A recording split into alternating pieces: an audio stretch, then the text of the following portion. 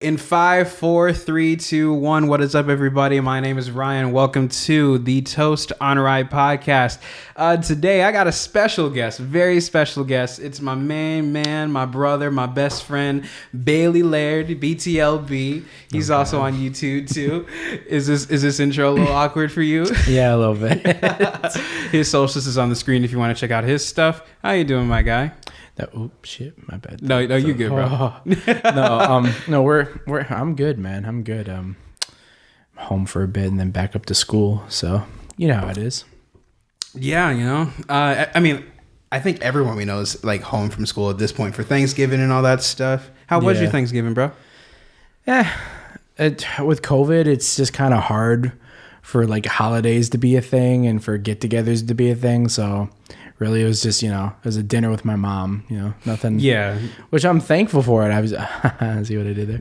But no, I'm thankful for it, obviously. And it was nice to take a break from this semester because it's been a semester. Not even a semester. It's been one hell of a year, huh? Yeah, in general. So, but yeah, it's good to be home, but I'll go back up and then I'll be home again in a few weeks. So yeah, I mean, honestly, your whole college system in terms of your schedule, it's a little weird. It's like you're home for a week for Thanksgiving, you go back up for 3 more weeks, you're home for 2 weeks, and you go back to school for another 2 weeks, you're back another week, and then you're back again for the winter with my school, this is a lot of schools too. If you if anyone out there has a J term, as it's called, or interim.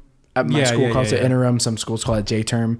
Basically, you'll be sitting there and you'll have your semester. Thanksgiving break is pretty standard. You go home for like max a week, and then you come back, finish up the semester, and then you're off for like 2 months, it feels like, for winter break, and then you come back in February. Well, with the interim, it's like a 3-week class that you just get it out of the way so you can have more space for other stuff in your semesters and possibly get done sooner. So I didn't have a choice this time around. The class I wanted to take was like, oh, hey, you want to take this? Interim for you. Like, yeah, you don't really get a choice. So. It's kind of weird with college how like there's certain classes that are only offered at certain times of the year. It's like this class you can only be taken in spring. No other times. Like, bitch, why? Like, what does it matter? Like you're getting paid to teach a lot of these classes. Why can't you just do it all year, or at least like the fall and spring? Like, yeah, it doesn't make sense. Some stuff makes sense. Like if it's like, okay, so like if you're taking like a physical education class in college, which is basically some bullshit. It's what just gym. You're paying for gym, right? In most colleges, the gym is just free. You can just go to the gym on campus and work out. So it's like, why am I paying for a class for this? Yeah, but certain classes, it's just like, okay, physical education, if you're going to take that, they're probably going to be doing like jogging outside or something. You're probably going to want to do that in the spring because it's going to be a lot nicer, especially towards the end of the semester. Yeah, exactly. Depending on where you are too. Wisconsin is just, a frozen hellscape. So most of the year is going to be cold, if not, a blizzard. One of the questions I wanted to ask. Well, this is actually an audio question. This is audience question. That's what I meant to say. Okay. This is something I saw on Twitter. It was basically, and like, so you're like a really big movie guy. I mean, like so am I, but like that's a really big of a you thing. You know what I mean? Yeah. No, movies are my go-to. It's like, music is my thing, movies is your thing. Like that's just how it is.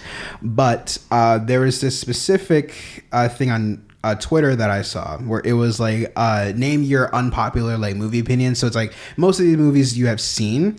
So I just wanted to get your opinion in terms of like sorry to cut you off. It's like that No Nuance November thing going around. Yeah, only this is probably not even going to come out in November, but like, still okay, just because it's November as of this recording, let's just, like play into that theme, that way. Actually, that was also an audience question too. So like a No Nuance November thing. Okay, actually, to get this out of the way. All right. For anybody listening to this, I don't care what any of you say. If you like cranberry juice and like if that is your number one juice, like as in like you have like a row full of juices. I'm talking apple juice, orange juice, grape juice, like Prune juice, even cranberry. If you pick cranberry juice out of all of those things, I don't think I can trust you as a human being. I think you need a therapist if you choose cranberry juice. Cranberry juice is so because I stopped liking cranberry juice when I was thirsty in the middle of the night once. I got up, there was no water in my room, so I was just like, I gotta get up and go get something to drink. There was no cold water, and the only thing cold was cranberry juice. I'm thirsty as hell, so I'm like, you know what? At this point, and normally I'm like, it's fine. So I pour a glass, I take a sip of that thing. Yeah, it was just, it was horrible. It was horrible. It's just, if you like cranberry juice, are you okay? Ocean spray, get off your bullshit. It doesn't taste good. But anyway, so the first thing for I apologize to the Ocean Spray brand if they see this. I'm just kidding. I just don't actually, really what's a brand that I also don't like? What's that? Old Spice. Yeah, I'm not at least their deodorant. It's overrated. It's overrated as hell, and their commercials creep me the fuck out. I miss Isaiah Mustafa that used to be on there. Okay, Mustafa. me too though. When he was look outside, look back. Now you're here. Those commercials were good, but then they got Terry Crews who's just screaming at the camera for 3 minutes, just going, "Let's go." No, the ones that creeped me out was the spray a man in my son shit. Where it's all the moms stalking their fucking sons in the commercial. Yeah, no, that shit was the one where I was like, no. That was a little too realistic. I was like, get out of here, please. Right. But anyway, first, no nuance remember type opinion. So just say if you agree or disagree and why. Okay. The first Wonder Woman movie had the dumbest, most cliche third act ever. Oh, absolutely. Okay. I still liked it. Uh-huh. And it wasn't that dumb, but it was very cliche. I mean, spoilers for Wonder Woman, but it came out 3 years ago, so what are you doing? But in Wonder Woman, we know who the villain is pretty much right away. You casted a bad guy who already in Harry Potter, there's a villain in Harry Potter, or an antagonist in the third movie, and you casted that guy to play this character who's he seems like an ally, and then towards the end his secret comes out and it turns out he's kind of a bad guy. They casted that guy to play the exact same type of character in Wonder Woman. So already when I found out he was in the movie, I'm like, oh, that's him. It's him. So already I knew the twist. And then, it was just, I don't know. The third act was just lackluster, and the special effects on Ares was really bad. And I mean, they kept his mustache too, which I'm like, yeah, mm-hmm. Why? That was a disguise. Yeah. He's not a ginger dude with a mustache in the comics. He's Ares, the god of war. Yeah. So the fact that you kept the mustache, I'm like, you could have just kept that all black and with glowing red eyes and make him look scary or some shit. But no, you decided not to do that. You said, Harry Potter, let's get it. Yeah, no, I just think that it was a bad production choice, a bad writing choice. At least the third act, it was kind of predictable, but also it was the first good Wonder Woman anything. So really, it was just the first good DC movie out of the DCEU. Yeah, do not get me started on Batman versus Superman. We're just gonna save that one for, that could be the whole podcast right that could there. be the whole podcast for me. Oh my god. Yeah. Oh, Suicide Squad's even worse though. So it's just but yeah, I totally agree with that too. Next one is this is gonna be kind of funny for you. Just because the movie is over 3 hours doesn't make it a masterpiece that only smart people can appreciate. Oh my fuck! It actually makes it boring as fuck. Okay, I don't want to say that it just makes it boring. I do agree with that for the most part, though. That was what the tweet said. Let me tell you something. The Irishman. Just because it's Scorsese and just because it's 3 hours long doesn't mean it's a masterpiece. I can't speak much because I haven't seen a whole lot of his filmography, but Goodfellas is considered one of his greatest pieces of work. Mm-hmm. Last time I checked, that wasn't almost 4 hours long. Right, yeah. You also look at something like Avengers Endgame. That movie was almost 3 hours long. Would I consider that a masterpiece? No. It had problems. Not at all.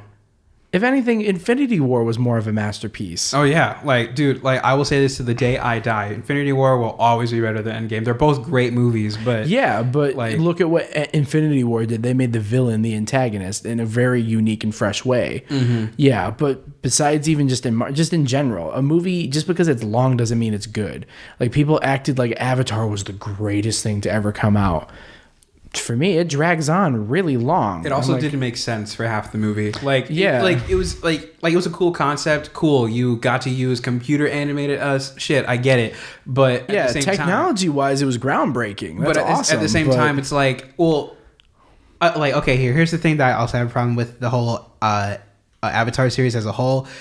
And I'm not talking about Last Airbender or anything now. No, we're talking about the blue Pocahontas people. Right? Yeah.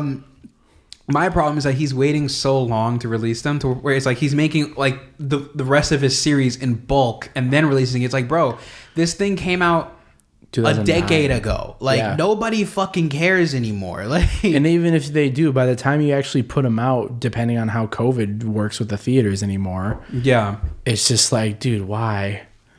Plus, one of them is kind of nasty because it's like, I don't know if you saw the rumored titles for some of the future ones. No, I didn't. But like Avatar 2 is apparently going to be called like The Way of the Water. I'm like, okay, whatever, cool. Okay. Because there's other tribes or whatever. Some of them I can't remember off the top of my head, but one of them is like the seed of Iwe or something like that. And it's it was something like seed or like or birth giver. Like it was weird. I'm like, what? Just what? Already you're making 4 more, so there's gonna be 5 Avatar movies. Which, I'm sorry, 1 was good enough. Just leave it alone.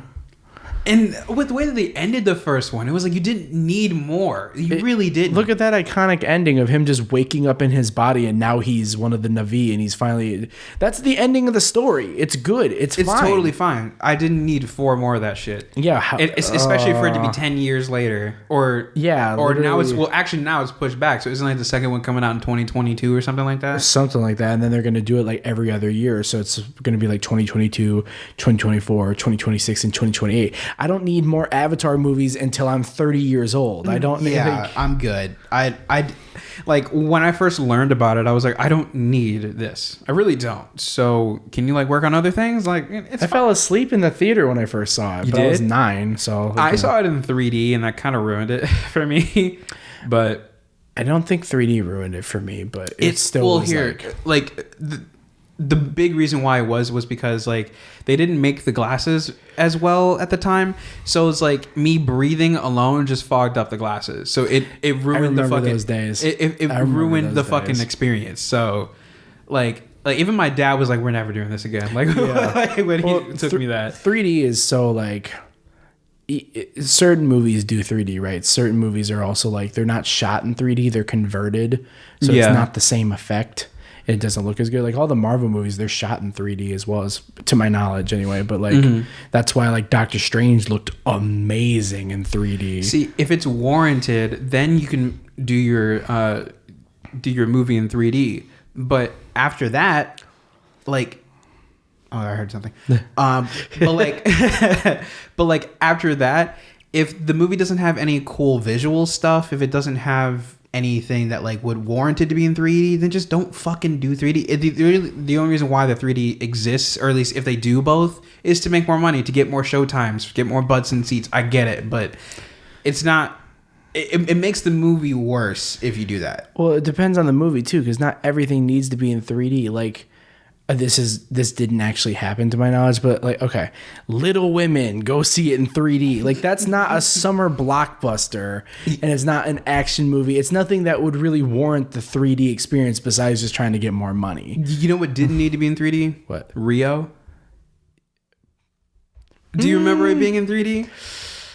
I don't think I saw it in 3D, but like animation, I feel like it's a little different if it's computer generated animation, because a lot of the time they take a lot. Like one of the best 3D movies I've ever watched was Monsters University. I saw it in 3D. You're right. And it was amazing. So it was like, It's always the movies that you don't expect like to be good in 3D. That yeah, it's like good Monsters U. This is the best we or Doctor Strange. I kind of figured was going to be amazing, but like both of those movies, I'm like, really? And then you go see another movie in 3D, and it's like, well, like we saw. Well, like we saw Endgame in 3D, but like that was your second time, so you didn't care. Yeah, and I didn't see it in 3D the first time, so I just wanted. And honestly, there wasn't like for Endgame specifically, there was nothing for it to warrant 3D. Like, cause like when I was watching it, like even the opening scene, everything was just popped out of the screen. I was like, this did not need to happen. Like, yeah, like I don't know. That's for me. Well, that's where it's that's where you can tell it's converted. Exactly. Because when it's shot in 3D, you can like feel the depth of field in the film. Like when you're watching it, let's say it's the Avengers and they're all, you know, mourning over Thanos, and that's right before they go to the planet to go beat the shit out of him. So like you can see the depth of field in the environment they're in, and that's what I like about 3D. It feels like I'm actually there in the room with them.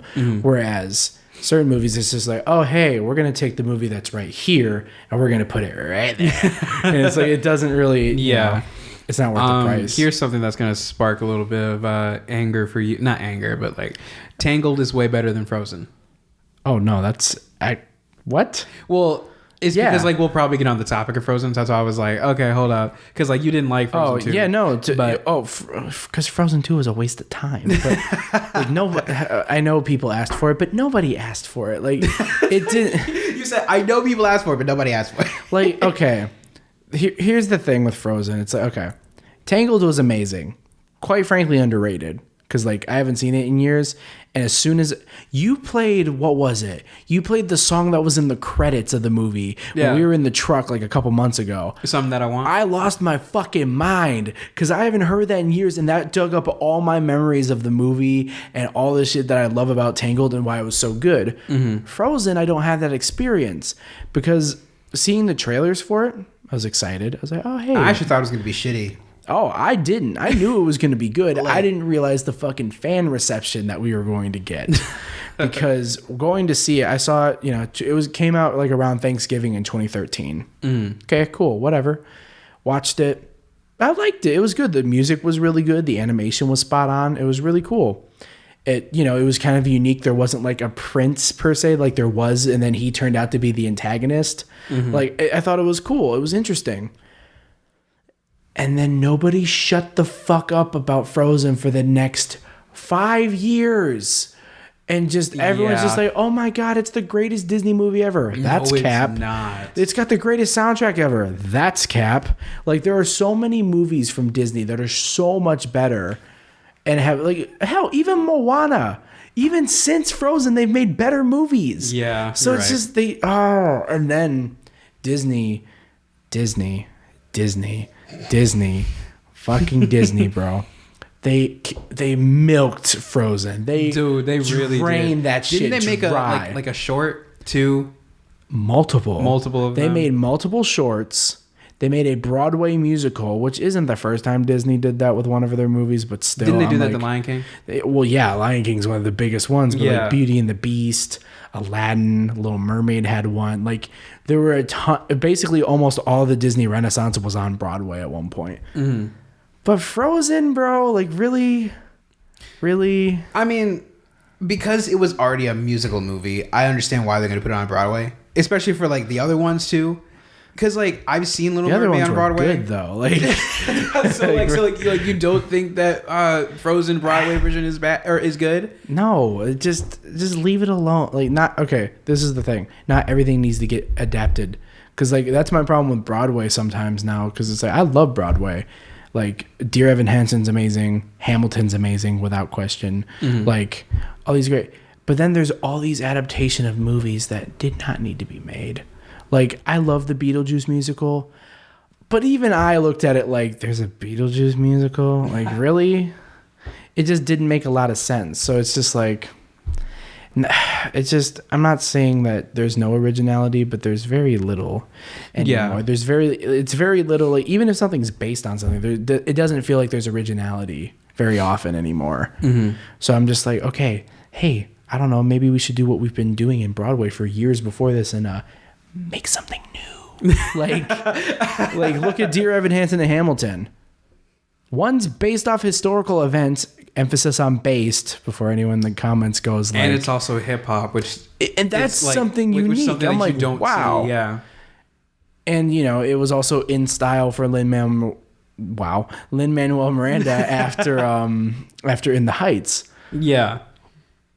But then you have something like Dear Evan Hansen, too. That, as far as I know, unless it's based on a book or something, that's like an original thing. Mm-hmm. But no, we have to say... Like, even Wicked, it's based off Oz, but it's its own thing. They didn't just make a carbon copy. So it's just like, bro, I don't need... Frozen the musical. Yeah, I don't need this at all. And then Frozen 2 was, oh God. The only good part of that movie was Olaf recapping the first movie. And they're just like, their parents are dead. Literally. Oh no, their sister's breaking apart. Well, at least they have their parents. Well, you see, my problem with Frozen 2... Their parents are dead. My problem with Frozen 2 was that like they basically ripped off like the entire concept of Avatar: The Last Airbender, just put that shit on Elsa. I was like, yeah. Did you think I was not gonna notice that shit? Like, it was on Netflix as you were putting the movie out, right? So I was already watching it. I'm like, oh, like they're like they're the power of 4 elements, and she's the one that bounces them out. I was like, you're not fucking slick. Like, what does that fucking sound like? Not to mention, well, hell, you could even make comparisons like, oh shit, fucking main character of Avatar is Aang. He's got 4 letters. Main character of Frozen is Elsa. He got 4 letters. Like, the connections are endless, honestly. But no, yeah, continuing on the No Nuance November theme that one of the audience members gave us. Here's one that might stir your interest. Might. We'll see what happens. You might be like, okay.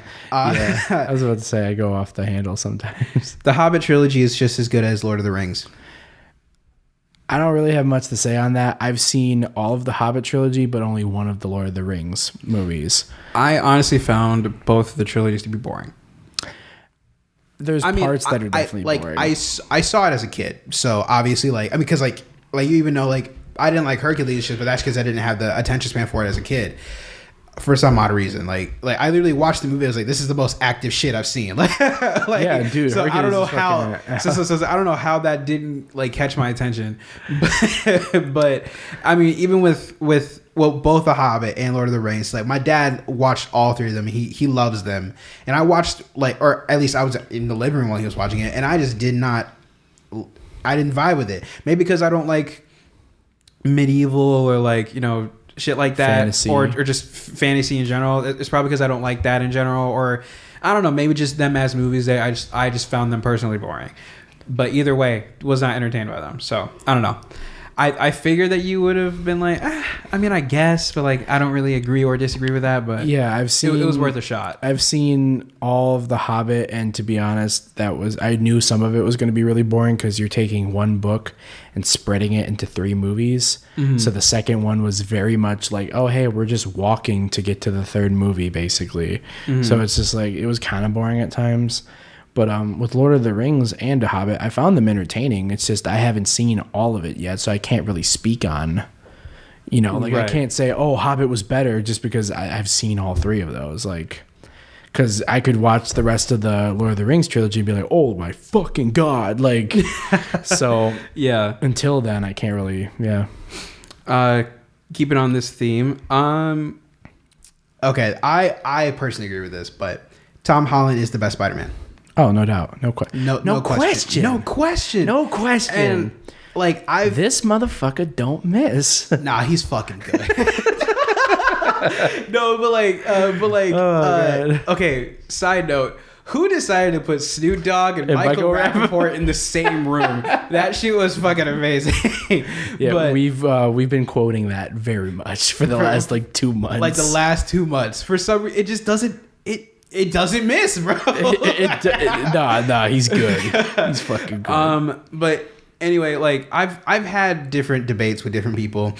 A lot of people argue that Tobey Maguire was good at both being Peter Parker and Spider-Man. I disagree with that a lot. Here's why. Because Tobey Maguire does not look like a teenager at all. So he was never really a good Peter Parker to me. He was a good Spider-Man. He was still witty enough to be that.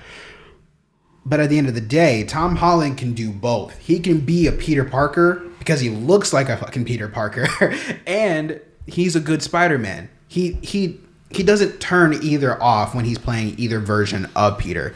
So I think just Toby looks too old, but Tom looks great. You know what I mean? And then as a Spider-Man, I don't know. I just think Tom Holland added a flavor that we were missing in live action. You know what I mean? Flavor. A flavor. You know what I mean? For a lack of a better term, flavor. It was some spice. Some spice on it. Put some stank on that shit. For me, yeah, I'm along the same boat because it's like, okay, you had Tobey Maguire, right? Yeah. Keep in mind, I will say this. All three of the original Spider-Man movies and Amazing Spider-Man 1, I genuinely enjoy. Spider-Man 3, the first half is good, and then they get into the emo shit. It just didn't work. It missed. But you look at it, okay. Tobey Maguire and Andrew Garfield, both of them were way too fucking old to be teenagers to begin with. Mm-hmm. Tobey and Andrew were both almost 40, if not 40 years old, playing the character in their first movie. So already they don't look like teenagers. So Tobey, I felt, played a good Peter Parker. Not necessarily look-wise, but just he played that side of him well. Sort of the shy, awkward, but compassionate and brilliant kid. Mm-hmm. or kid at heart, I guess in this case. He was great as that.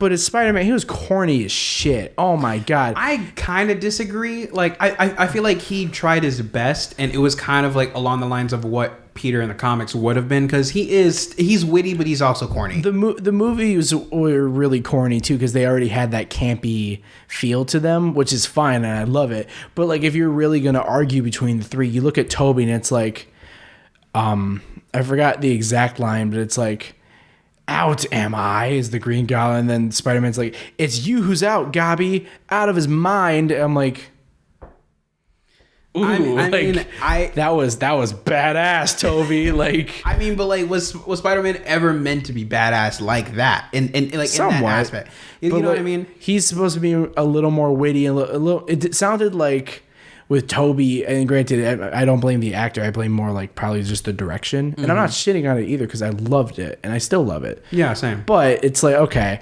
probably what happened was like, he kind of didn't know what to do with it, didn't know how to say it right. So he came off like not having the confidence that Spider-Man should have. But on the flip side of that coin, you have Andrew Garfield, who was a horrible Peter Parker, but he was a great Spider-Man, because he was fucking hilarious. Like in Amazing Spider-Man 2, which is the worst movie they've put out, I don't care. Worst Spider-Man movie per se. He was hilarious as Spider-Man. Like him versus Electro, just being like, "Yo, Sparkles," like that whole thing. That's great. He's great. Hello, Mr. Criminal. Like all of that was great. But as Peter Parker, he's a hipster. Or he's like that really intelligent outsider. He's not really like... There's a difference between a nerd and an outsider. Peter kind of fits in between a little bit too. Yeah. It just didn't fit what Peter Parker was supposed to be. And I knew they were just trying to go for something realistic, because there's more people out there like that today. Yeah, exactly. It just didn't fit that character though. Whereas you get to Tom Holland, one, yeah, he looks the part because he doesn't look like he's fucking 40. But two, he adds that spice to it. He adds some stank to it. It's not corny, but it's witty enough to sound like it is Spider-Man. It's that awkward, witty humor that he has as Peter Parker, because he is still a kid and he is still a teenager. Kind of, we're all going through that method of growing up, otherwise known as puberty.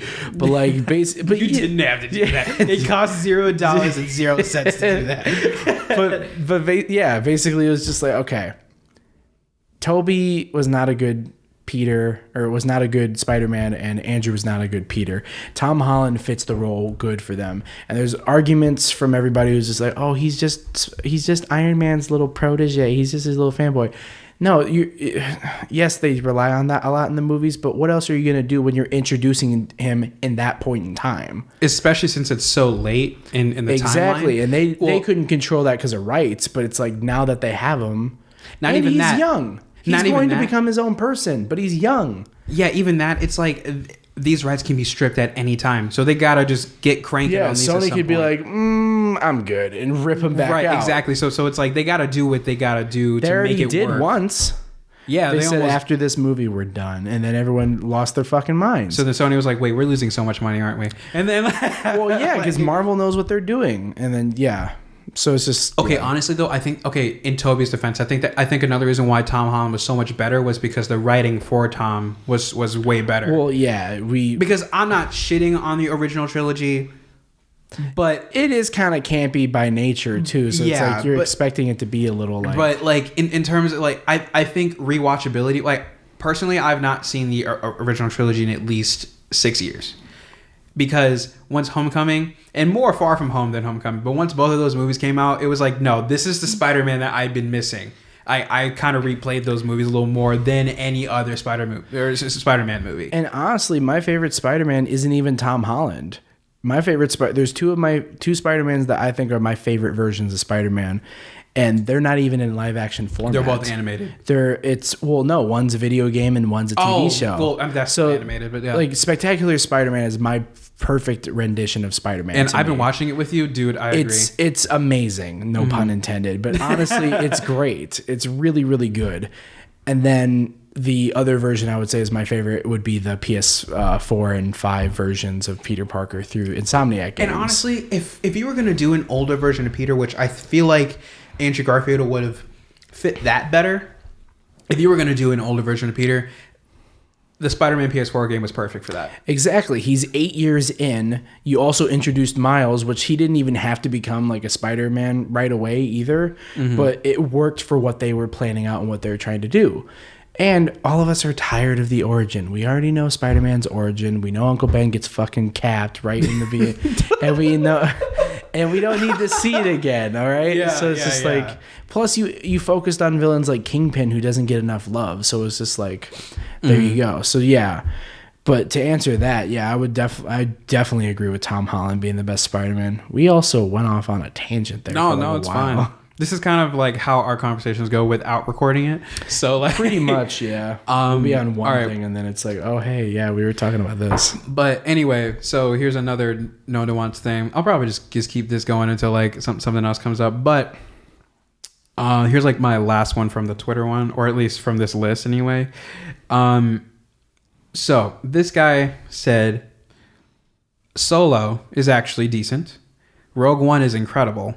But after saying that, The Mandalorian is better than any Star Wars movie. Do you agree with that or disagree? Damn.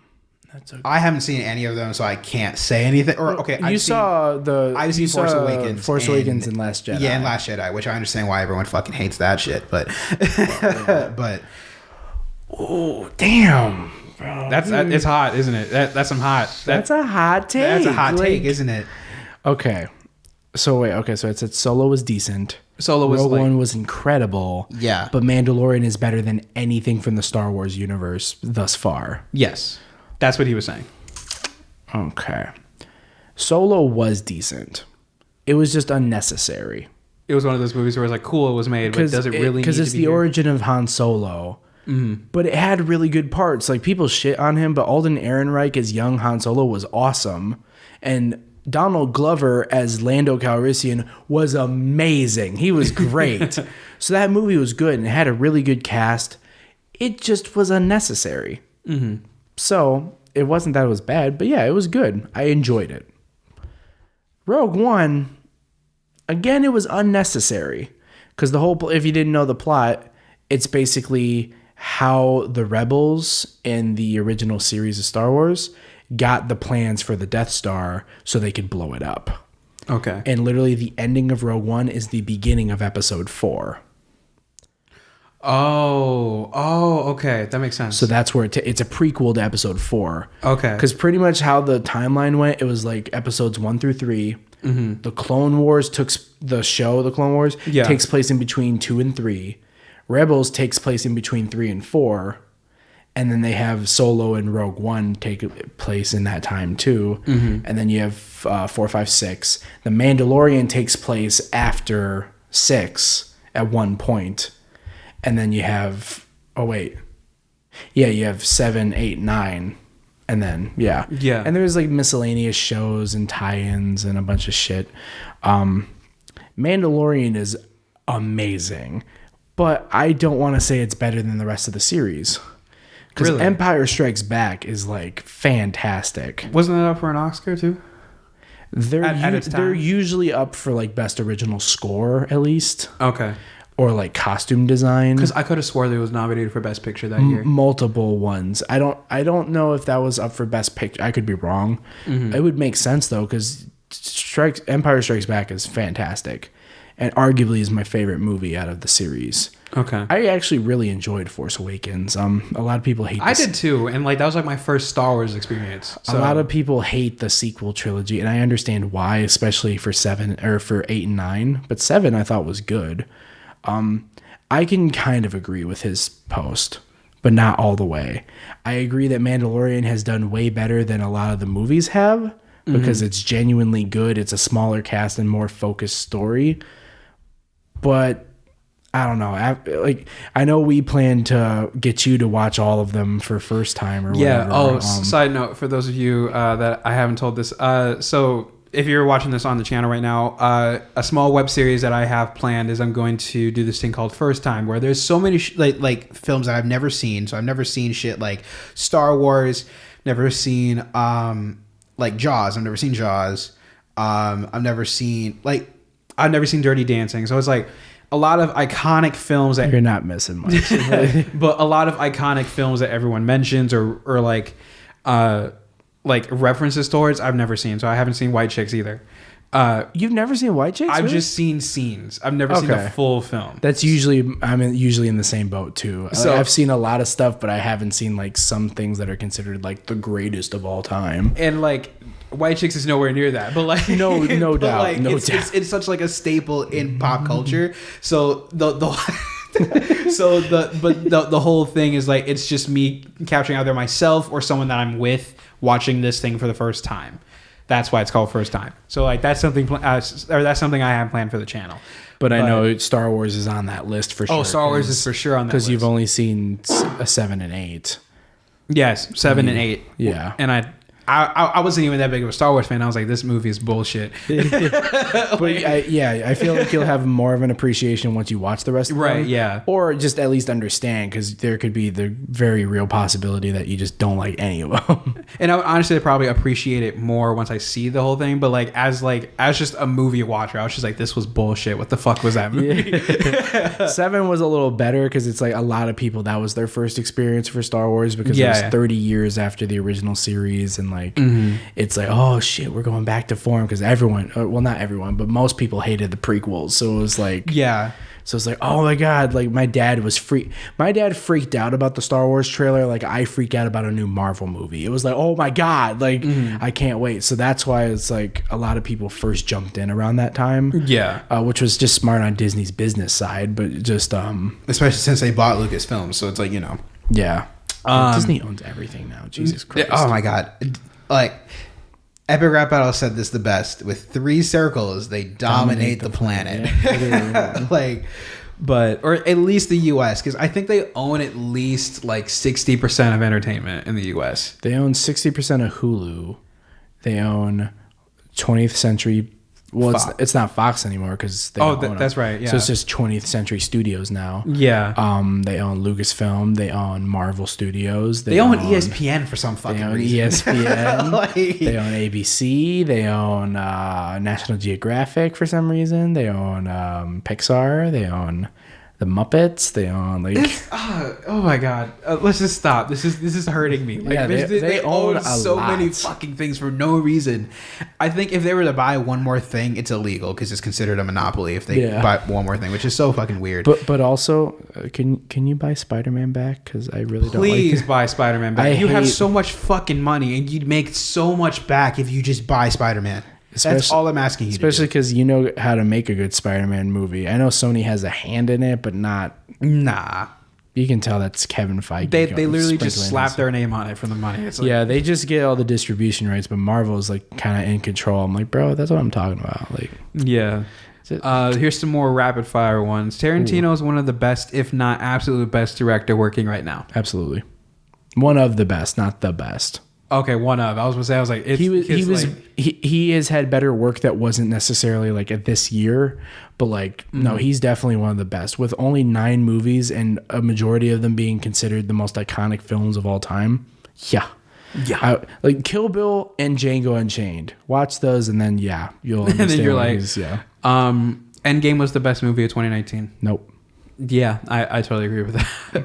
Or I don't agree with that. I disagree with that. I didn't see a lot of stuff in 2019, but it definitely wasn't. No, I saw a lot of stuff in 2019. It was definitely not the best. And I love Endgame, but I love it too. But as a fan, movie, it's personally for me, I thought Joker was the best movie of 2019. I didn't see Parasite yet, and that won Best Picture, so I'm still. Yeah, that's something I still need to see. But Joker was like, I think it also was deserving for Best Picture because I know that Parasite had some really good reviews, so he probably did deserve it. But you see what David Fincher said about Joker?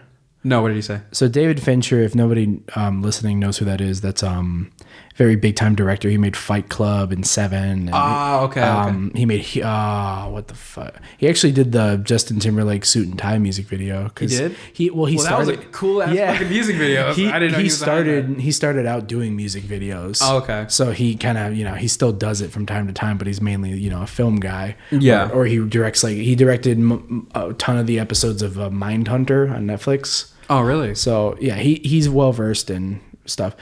So he's a big deal.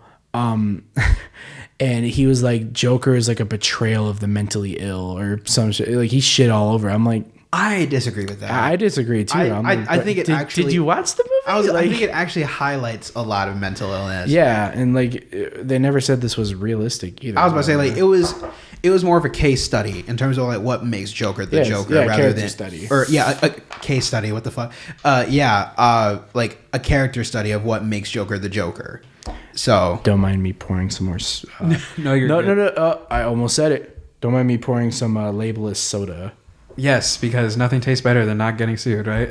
We love Bo Burnham, right? I just didn't want to. No, that's why I get some drinks because like talking for this long without any breaks, a man's gonna get thirsty. You know what I'm saying? But we do be dry throat. No, but like when I saw Joker, really I saw it alone, and I was impressed just by like how much risks they decided to take in just a mere 3 hours. I just think it's not a complete masterpiece. I'm not going to say that. Oh, God, no. For what it's worth, for what it showed, it could have won Best Picture that year. Yeah, and you look at all the things involved. Like it was made by Todd Phillips, who's best known for the Hangover trilogy. So I wasn't expecting this deep of a drama from him. And I was also pissed off that they were doing a solo Joker movie that wasn't connected to the DCEU. I was like, what the fuck are you doing? Yeah, originally when they announced it, I thought, I thought it was going to be a Jared Leto movie, which I'm not complaining because like I'm not a big fan of his Joker. Yeah, but it was like I thought it was going to be part of the DCEU. And then DC decided, hey, we're going to do a bunch of shit that has nothing to do with the universe we were trying to build. Right. Like, okay, well, make up your fucking mind. Like, I don't know how to feel about DC because one minute it's like, oh, hey, the Batman.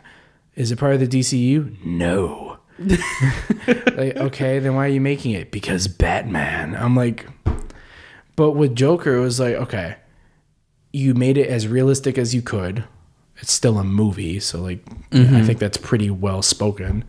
You casted one of the best actors working today, Joaquin Phoenix. Yeah. Who already lost a crap ton of weight for the role just to make it more drastic. It was uncomfortable watching him stretch and stuff. You remember that fucking kitchen scene?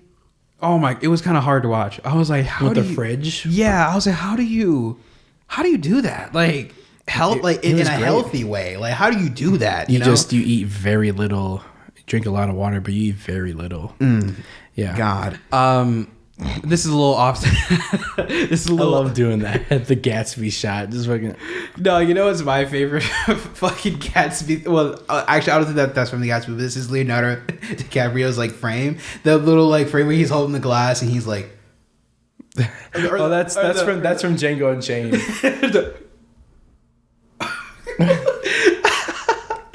And then there's the other one from Once Upon a Time where it's like he's in the chair. Here's just a random question. This is completely off topic, but here's a random question. Since you have a girlfriend, right? Oh God. What's would this? This is a trap. Would you break up with your girlfriend for $50,000? There's a one right answer. Yeah, no, of course not. No, what? Of course not. Of course not. Is this off the record? Is this not recording? Can I get the 50? No. But no, because okay, you look at it for real, like genuinely answering it, not to get all deep and philosophical, but like literally, money. I know it's cliche. They say money is not going to buy you happiness. It buys you shit that makes you happy, but it's not going to buy you genuine happiness. I don't know. I'd rather stay with my girlfriend that makes me genuinely happy and a better person. Whereas money, the closest I can do to make myself a better person with that would to be buying a therapist. And that's not really going to help that much either. Yeah. So it's like, what would I rather do? Waste that money on a therapist that may or may not work, or be broke? I mean, money does buy happiness, but like it buys you shit that makes you happy. Yeah, I was about to say like for essentials, it would, like it would make me happy to not worry about like bills for a little while.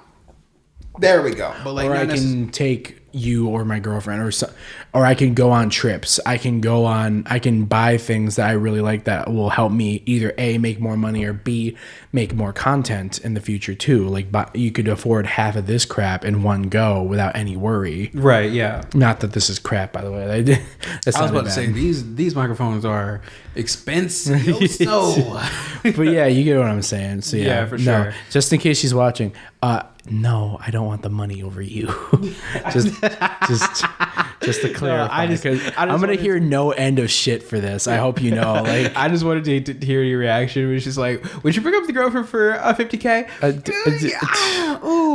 That's so hard. Like, I knew it was a trap, right? It was a horrible trap. As soon as I mentioned girlfriend, you're like, shit.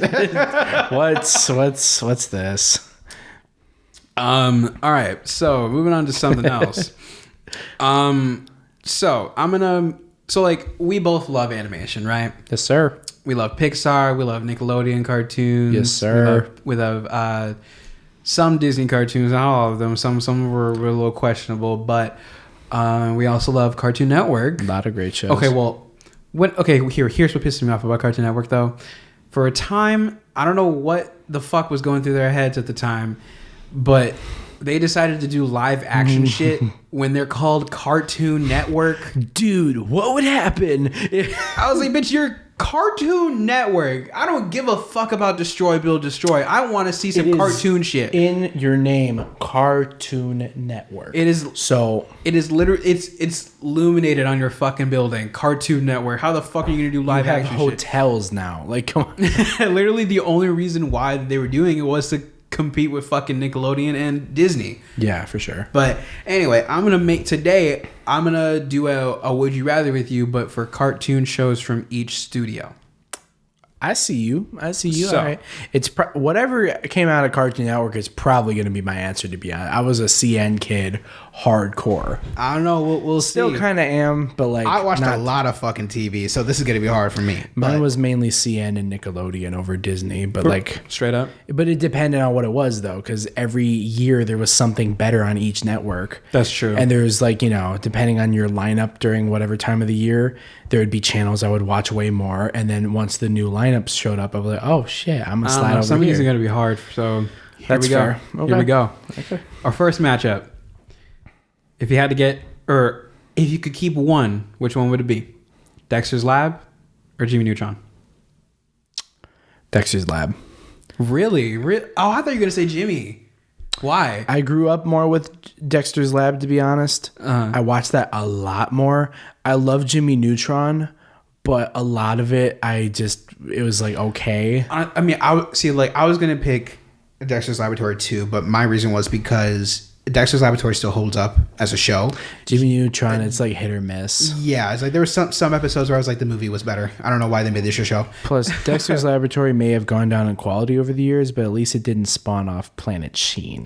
Okay, but hold up. The theme song was fucking fire. Planet Sheen was oh so funky. Sheen. it It's like I don't know.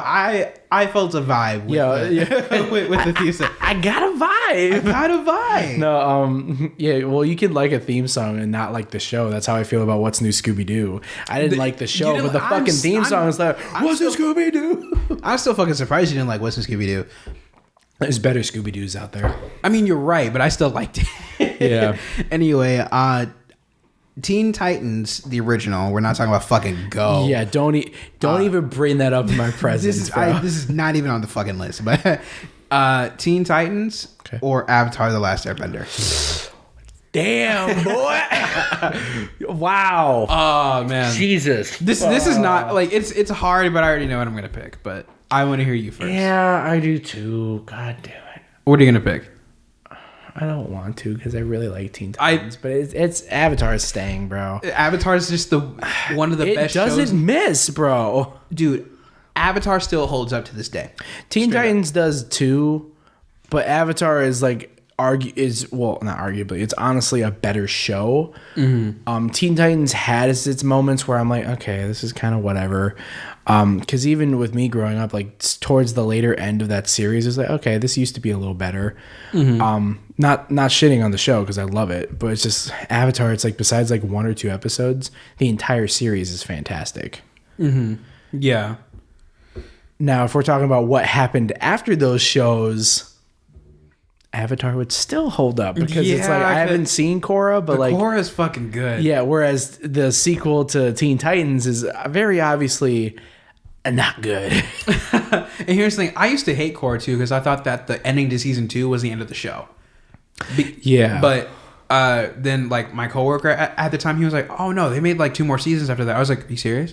Yeah. And he was like, "Yeah, seasons 3 and 4 to him are some of the best in the Avatar universe." I watched the show and I was like, "Nah, he's right." It was damn good. I still gotta get on Legend of Korra. That's something we'll do for first time too. Yes, sir. All right, next, Samurai Jack or Danny Phantom. Danny Phantom. That wasn't even hard. No question. That was not even hard. Okay, here's the thing. Though. I will say that is kind of hard because Samurai Jack is really good. But it got better with season 5, even though the ending of season 5 was garbage. If you saw it, like, but Samurai Jack is really, really good and it did really unique things. But Danny Phantom just has that nostalgic feel to it that, like, to this day, I still enjoy it. Whereas I hated Samurai Jack as a kid. I can enjoy Danny Phantom now as an adult just as much as I did as a kid. Whereas Samurai Jack, I enjoy now, but as a kid, I did not like it. So it's just like. Yeah. Plus, it's okay. Let's make this clear. Out of all the box sets I have for complete series, I don't own Samurai Jack's the complete series. Which I'm so fucking surprised about, actually. But it's just kind of expensive. Is the main reason why it's like $50. I'm like, for the whole series, I don't know. If not right now. I'll save up. But like Danny Phantom, that whole series was like $20. I'm like, so you were like, yeah, no question. Let's go. This Samurai Jack can get a to-go plate. This next matchup is super fucking easy for me, but cow and chicken or cat dog? Oh, okay. I didn't really watch either of them. Like I did too, but cow and chicken is a far better show than cat dog to me. Yeah, cat dog I can't really remember anything besides the theme song, whereas cow and chicken I vividly remember episodes. It was just such a fucking wacky ass show that it just the devil came in with a full fucking cake. And like nude as hell, bouncing around with all this ass, and it was like the most questionable dude in the whole show. Well, and that made the show enough. It's like a fun time. The parents in the show naturally had a chicken and a cow, and didn't fucking question it. Right then and there, Mama had a chicken, Papa had a cow. They didn't fucking don't know how. They didn't care how. Like, nah, just a better show than Cat Dog in my opinion. I feel like some people that are listening to this and they like love the 90s cartoons, they're gonna be like, what the fuck, bro? Yeah, no, literally it's so funny watching like different age groups be like talking about, because then I'll do the same thing, but then I'll look at them weird because I prefer something over a different thing. Especially because it's like, you know, okay, let's say 90s kids were reacting to a challenge of like, oh, the best 90s cartoons.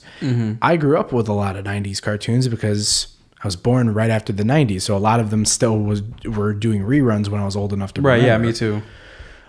So you had, it was plus with like Boomerang, they played all that shit all the time. So like that's mainly how. Yeah, exactly. Or like late night on Cartoon Network, they would do reruns of Cow and Chicken. Wait, they had a late night show? Well, they had Adult Swim, but like a lot of the time they also played the older cartoons at like 3 a.m. that nobody watches like, I always anymore. saw Cow and Chicken, Cat Dog, Courage, and stuff like that on Boomerang. Yeah, So, they had those on there too, but sometimes on Cartoon Network, like at 5 a.m. when no kid's awake yet, okay, that makes they'll sense. have like some older shows. Or some people that are just up right now and they happen to be adults, they're just up. Yeah. Let's see. Courage the Cowardly Dog or Invader Zim? Courage. What? I loved Invader Zim, but I didn't watch it nearly as much, and Courage was on all the time, and that has stuck with me. I personally don't like it because it scared the fuck out of me as a kid. So I was like, Nah, fuck that shit. I will take Invader Zim any day. I didn't like the animation style either for Invader Zim when I was a kid. Now I love it. And I love it going back to it. But it was another one of those cases where I didn't like it as a kid as much as I like it now or as I was growing up. I personally think that Invader Zim is actually underrated. I feel like a lot of Oh, people for don't sure. give it enough credit. But if between those two, I'm going to have to give it to Courage. Ah, man, that's hot, but all right, that's fine. That's all right. that's a hot take, but all right. No, I'm kidding. Powerpuff Girls or Fairly Odd Parents? Very Odd Parents, That's bro. not even a question. Okay, I didn't watch Powerpuff Girls, but even if I did, Fairly Odd Parents had so many better jokes, especially in the early days of Fairly Odd Parents. it went on too fucking long, but you know. Oh, don't get me started, bro. Like, literally, it was fine until they introduced Poof. And even when they introduced Poof, he was fine for a while. I was about to say, I was like, Poof, But then it Poof went was a on good for one. so long that eventually they're like, okay, everyone's tired of the baby. What do we do? Let's add a fucking dog. Sparky! Like, okay, he was horrible and he lasted like half a season. What's so funny is that they didn't even give him a proper goodbye. They just fucking stopped. He just stopped They showing stopped up. showing Yeah. up in the show. At least to my knowledge, I don't remember there being a... No, I like because I was still watching TV heavily when that came on. Bro, they just stopped showing him in new episodes. It was so bad. And then the final season, this is why it's so sad about the Fairly Odd Parents. The final season, not only did they convert to Flash animation, which looks horrible compared to their original animation, they also changed the legendary theme song to talk about the new fucking plot and introduced a stupid character named Chloe Carmichael, and it was so dumb. There's a fairy shortage, so we have to share our fairy. No, you just ran out of fucking ideas. that was the dumbest Come shit on. ever. And you changed the theme. You shouldn't have changed the theme song. I don't care. Timmy has to share, bitch. I don't give a fuck if he has to share. Yeah, like, it didn't hit as hard either because then you take like clips from an episode because it was like 2 in 1. This should be fun. It was basically they only recorded it for the song, and you could tell. Whereas the original song was a song; it went together. Yeah. you know, like Yeah, I don't know. Fairly, it's one of those things where it's like the cartoon overstayed its welcome. it definitely went downhill. Like After it's kind of Fairly like Odd SpongeBob, Baby. but like we'll get to that later because that's on this list. Oh But- yeah, I figured. Okay. Well, anyways, guys, that wraps up this episode of the ToastOnRye podcast. If you guys overall enjoyed, please, especially if you're on YouTube, please leave a like and leave a comment down below. Any topics or questions you want us to answer.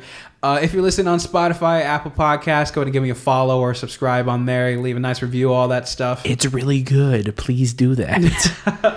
Yeah, that's pretty much it. So again, thanks for watching or listening, and I will see you guys next time. Peace.